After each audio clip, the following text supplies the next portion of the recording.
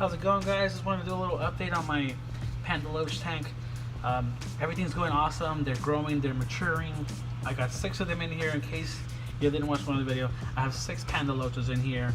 One being super old. He's right there, that guy. That's the oldest one. I've had him for a couple months shy of a year.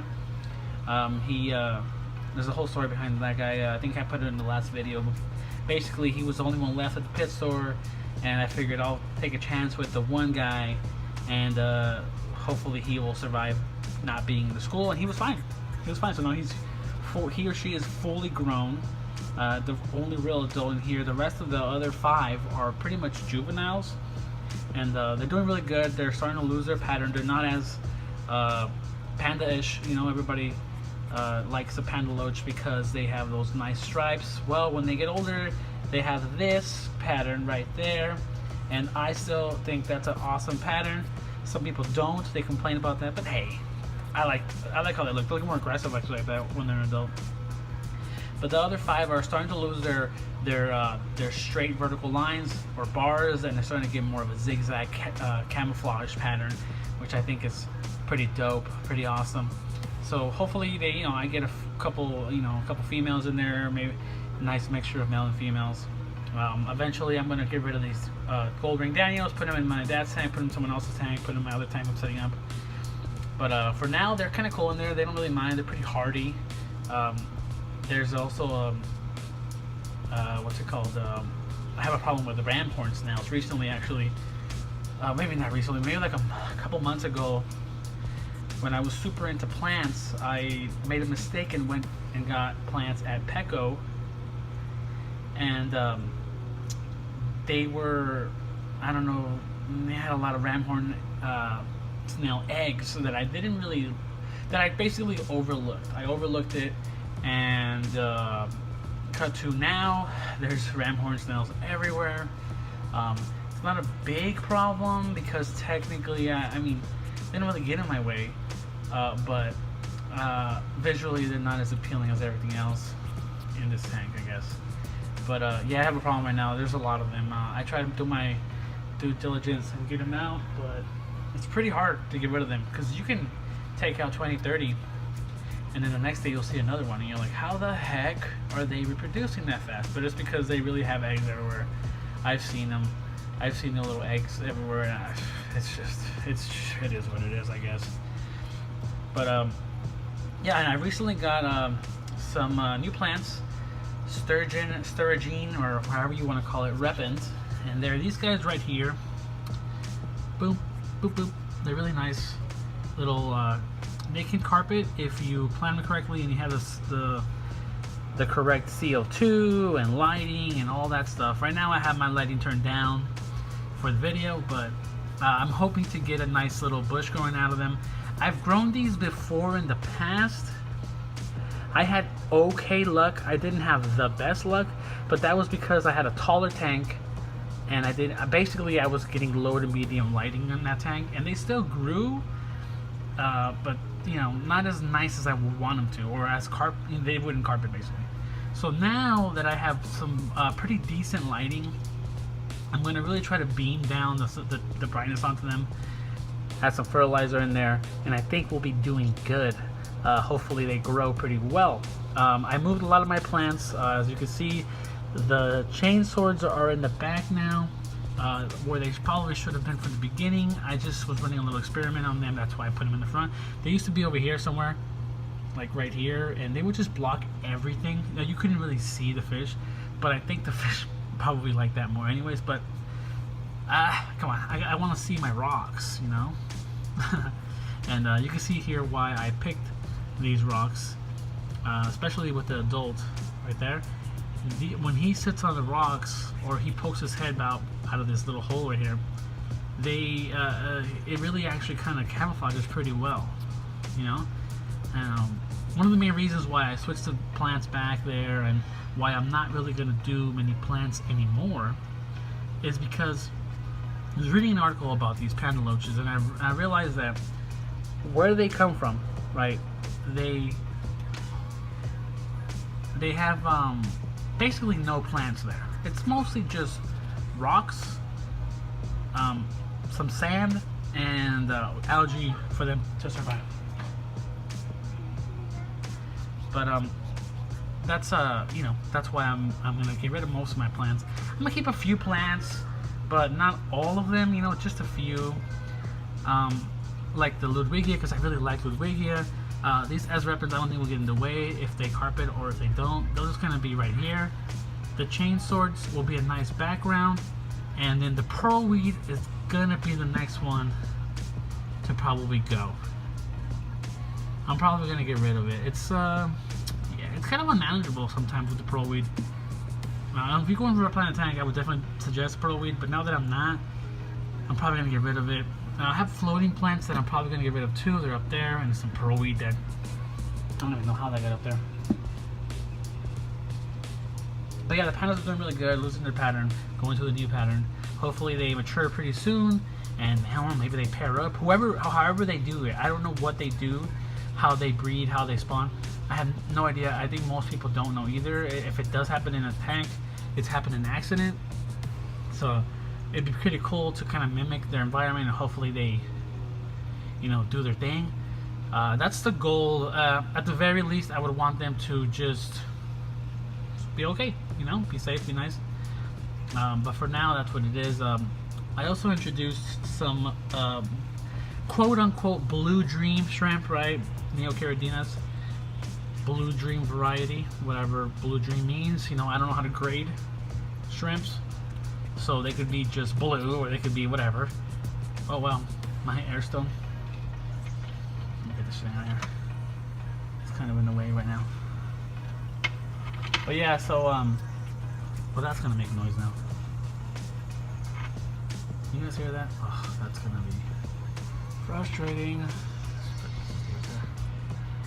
Let's just leave it right there. It's fine. Okay. Yeah, so kind of excited to see them grow.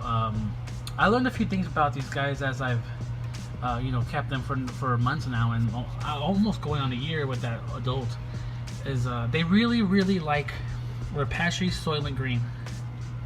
I would definitely recommend getting this. Also, it stinks really bad when you're cooking it, so be aware that anybody that doesn't like the smell is going to really anybody who hates like fishy smells is going to probably want to throw up.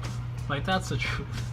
It smelled pretty bad, but it cleared up, but it does smell pretty bad. But they seem to really like it. That's actually what they're chewing on right now. That's what they're eating right there right now. But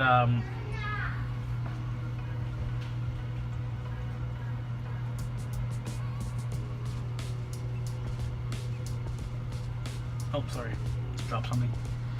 But that's what they're eating right now. So the green. I also throw in some algae pellets, different brand ones like Hikari, mostly Hikari actually, and the Soylent Green. They also here and there will pick up some of these bug bites that I feed the gold ring Daniels, and any scraps that land on the ground. But they are primarily algae grazers, right? They probably get like the biofilm or any kind of particles that get stuck in the algae. That's why I have all this algae on the rocks. I am actually trying to get that on the rocks, right? So that's what I kind of hope for when I do it. So that's what I get. So it's really nice. They like it, I think. And another thing I learned is, well, besides what they eat, they really like to eat this Rapashi. I learned that they can actually withstand. Actually, they cannot withstand very high nitrates. Actually, not high at all. I think they're actually pretty sensitive to nitrates. I don't have extensive like chemical tests that I've done or anything like that. I've just noticed when I test my water and there's anything above 20 ppm,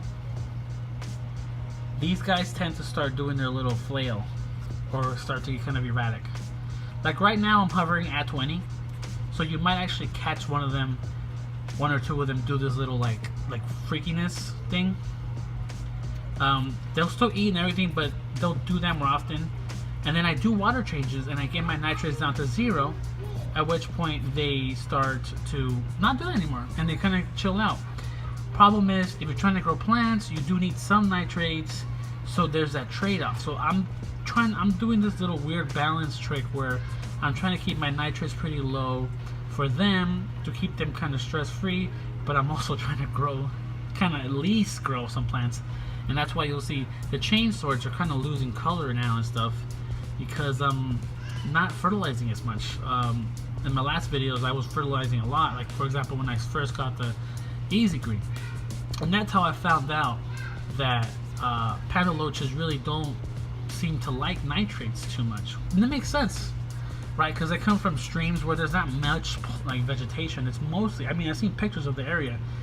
It's mostly just rocks and, you know, rock and water flowing through it. So yeah, it's from what I see, I think that they don't like nitrates.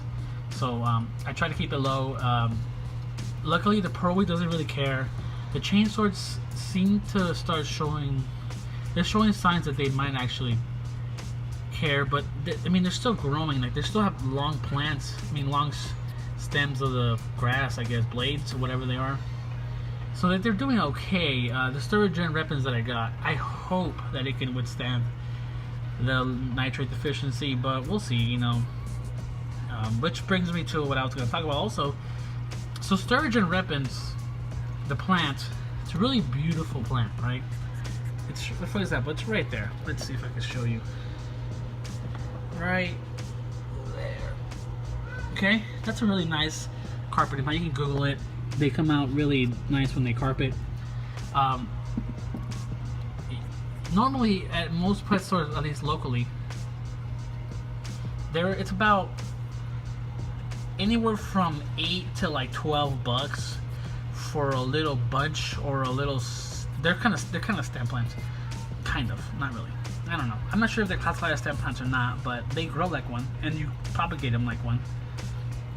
It'll be like maybe like this tall, maybe like this like bushy. Like it'll be like a nice little, like, not a fist, but like it'll be a nice little bunch, and it'll be like $10 for it, right? You can divide that into like 2 pieces or whatever, maybe 3, and that's $12, right? Or there's this company on that I found them on eBay. They have a website too. They're called the Plants Factory, and I think the most of their sales come from eBay, I believe. And they have this deal there where they'll give you the same Sturgeon weapons deal where it's like, you know, $8 or whatever, and you get, you know, I don't know, 1 bunch or whatever. Or there's this deal they have where it's $20 and they send you 10 clumps, and each clump, this is a clump right here. This is a clump right here. That clump right there to the right, not the little one right there. This one right here. This is what they consider one clump. It was about this tall. It was just enough to get into the substrate. They'll give you 10 of those for $20. Now that's not that bad. That's actually a pretty good deal. That's a pretty good deal to me. Each clump has been individually grown by itself. It's not like they ripped it off of something. It's almost like that bunch has been growing on its own, and then you can even divide those little bunches into many more bunches. And I think that was the best deal. Like, I think if I were to break down how much it would cost for me to do that based on just the local pet stores, that amount of Sturgeon weapons would probably cost me, I don't know, let's just say maybe 4 clumps from a pet store locally. Maybe would equate to the same amount that I got from these guys, and that would be what, $10 a clump, right? That's $40. So it's still 50% off, and they have free shipping. So I don't know. I've bought from them before. I've gotten really good deals. Sometimes their clumps that they send you are huge. You're like, wow, this is like almost 2 or 3 clumps together. They seem to like, they seem to be more interested in just selling you good quality plants than they are of just trying to save money or whatever.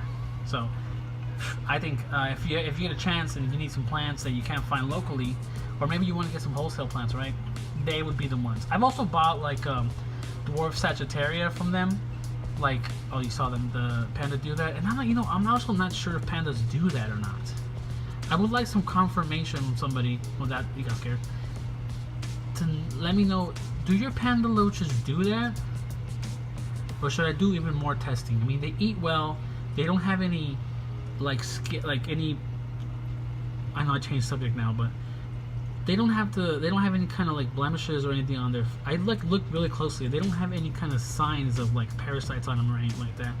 So I don't know why else they would be doing that once in a while flake, like the little like turning sideways thing. If anybody has loaches, let me know what you've seen. I would love to chat with you if you had them for a while. But yeah, so I got Dwarf Sagittaria from them, and the same thing. It was like an awesome deal. I bought like a bulk amount. It was like, I think that one was the same thing, about 10 clumps for whatever, and it's way cheap. Well, Dwarf Sag is cheaper than Sturgeon and Redmonds, so I was able to get that done. But yeah, I mean, I would try them out. They're called Plants Factory on eBay. If you look on eBay for any plants, they have a big category of plants, so you might even be familiar with them already, just not with a name. But yeah, so they're doing really good. They get some nice plants and they ship it to you. You get them pretty fast actually too. I think they're from California. They're from somewhere in the LA area, I believe. But yeah, so this tank right now is also, I'm a little worried about it right now because we're gearing towards the summer months, right? We're really close, and I don't use heaters on this tank, right? That's why I call it my cold water tank. Technically, it's not. I mean, it's 68 degrees normally, but I live in a situation, in a building that gets pretty hot in the summer. There's maybe too much insulation or not enough windows in this apartment, in this condo, to allow this apartment to cool down. And we're west facing, and I'm not sure if that affects it or not, but it gets pretty hot. It gets like 78 degrees in here sometimes, and you can have all your ceiling fans and my AC blowing. Well, I have a portable AC, and it's still pretty hot. Like it stays about 78. You could try to bring it to 76, and it's kind of hard to battle that, and then the bill comes in because your AC's been blowing really hard. So if I actually end up being at 78 degrees or 76 degrees, my tank is going to go up to about 74, 72. So from what I've seen online, the pandas can be kept in water that's pretty cold and water that's up to about 76 degrees. So I'm going to be pushing that higher amount pretty soon. So I'm wondering how they react. I'm not going to go out and get an aquarium chiller or anything like that, because it's only going to be like, actually it's San Diego, so we get a good amount of months of summer weather. But we'll see what happens. I'll keep an eye on the temperature. Right now it's still 68 degrees, almost 70, and they're doing fine. I think in the wild, temperatures fluctuate, right? There's cloudy days, there's cold days, there's hot days. So I don't think it's a bad thing to have them deal with that. But we'll see about the shrimp. I'm actually more worried about, because the shrimp, I don't believe they like fluctuating weather. Then again, the weather goes up and down gradually. It's not like boom, it's just, now it's 5 degrees hotter in 2 minutes. It gets there slowly, just like it would in nature, right? In nature, it gets cold, it gets hot, but it doesn't take like a minute unless you're in Florida. It's just like it's just a gradual increase in temperature or decrease. So I don't think it'll be a huge problem, but we will see. What other thing have I seen? I've seen that these pandas, these Panda Loaches, they seem to really like to socialize. There's just a lot of like rubbing, touching. There's a lot of like headbutting each other, a lot of like jumping on top of each other. I do really think that they should be kept in little packs. I don't want to really call them schools, because schools, I call this a school. See these Daniels right here, up here? These I would call a school, right? Because look how they're schooling together. I wouldn't even call it shoaling as far as for the Panda Loaches. I just think they're like little packs. Here you can see how really good the camouflage on its pattern, how good it matches the rock. So I picked those rocks. But yeah, guys, so I mean, this is the update for now. I don't have too much to add right now. I hope that these new plants I got grow. I'm actually thinking about trying to find a way, and this might be crazy, to create a little bit of a current, just a little bit of a current. Maybe I'll move my filter, my hang on the back filter, up to this side over here of the tank, like the edge, that edge over there, and maybe that water flow will flow this way and add a little bit of current. I don't know.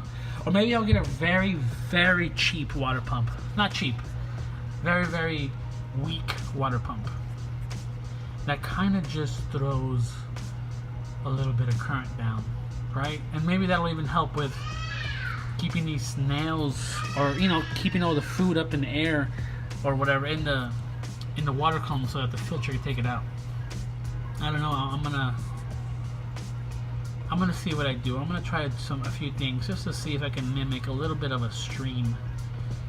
Even if I have to get a new tank, a bigger tank, I might have to get a bigger tank anyways. But for right now, they're fine. They don't seem to really care. I'm also gonna stack a few more rocks, maybe a few more hardscape. Right here somewhere, maybe one right here, pointing up a little higher.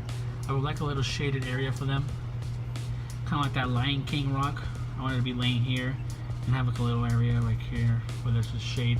They seem to really love to be on the rocks. Like before I had these rocks, I had that one Panda Loach by itself, like the adult right there, and it didn't have anywhere. I mean, I didn't have rocks. I just had whatever I had, one piece of wood, and it would just, I don't know, it wouldn't do anything. It would just be on the glass for the most part. But now that I have these rocks, they really do, as you can see here, they just stay on the rock. Like that's what they want to do. That's literally what they want to do. They want to be chilling on rocks. There's one in the back over there on the cereal stone. Look at these. They're over here. There's no food there. There's just algae growing naturally. And I really recommend, if anybody has Panda Loaches or wants to have them, I would recommend getting some nice rocks. These aren't completely smooth rocks, right? But they're not jaggedy either. They're decent. Probably the more jagged one is back there, the cereal stone. And I was afraid that would be a problem, but it doesn't seem like it, although they don't chill on it as much as they chill on all these other ones. But I think with the algae growth and stuff, it'll smooth them out and create kind of like a slant coat on the rocks anyways, and that should help. And oh my god, these ramhorn snails are really frustrating me. If only I could get a little pea puffer somewhere so I could feed these little jerks to it. But anyways, so yeah, we're gonna be relocating some of these fish, and yeah, like if you see over here, this guy right there, Galaxy Rasbora, aka Celestial Pearl Daniel. There's two in there. Those were, I kind of inherited those from family who were like, hey, I can't keep them. Can you just put them in your tank? And I was like, I guess. And then they've stayed here for months now, and they're not in the way or anything, but I am reaching the point where I need to be careful with overstocking this tank. I don't think I will, because I'm pretty good at this stuff. I mean, I've been doing this for a long time. I know how to keep my parameters pretty clean. I mean, pretty good and pretty stable. But I would not recommend people to do this. Like, this is a lot of fish for this tank, but I get away with it because I kind of know what I'm doing. You know, not to say like I'm a pro, but I kind of know how to do this, so I can. But I definitely wouldn't recommend anybody do it. You could definitely do it, right? But be careful. And I'm sure I'm gonna get people to say that's whatever, you know, this and that, that's wrong. Well, they actually killed that freaking Soylent Green little jelly cube. But yeah, guys, so I'll keep an update. I really want to keep like a nice catalog of these fish, these Panda Loaches. Like, hey, you know, this month or the last few weeks, they're all the same size now, and oh, they're pairing up or whatever. Or look, they seem to all of a sudden want to be chilling inside the rock crevices or whatever. Right now they like to be out, but I notice as they mature, the older one likes to do that. You can kind of see him in there poking his head out. He or she is way more cautious than the juveniles are. obviously, right? A great reason. He's experienced more. He's experienced some crazy stuff in this tank before. But yeah, if you guys are interested in Panda Loaches, man, I would swoop them up. Oh wait, one other thing. There, and I know this is just a random video, right? I'm just talking. I doubt anybody's watching this, but if you are, there's an even rarer variety of these Panda Loaches. Right? This is called the Panda Loach, right? Or the Yaosha. It's a crazy name that I can't pronounce. There's also the Gold Line Panda Loach, I believe it's called. So it's like right now it's considered a variation of these guys. And they look exactly the same as, I mean, I'm sure scientifically that maybe the pectoral fin is something, or a centimeter this or a millimeter that. But to the regular person like me, the body shape and everything looks exactly the same, except instead of having, well, let's talk about the juveniles. Instead of the juveniles having these bars, right, black, white, whatever, looking like pandas, they have lateral lines from the face going back. I think one or two only. And so I think the body's black and they have two white lines, or the bodies, yeah, something like that.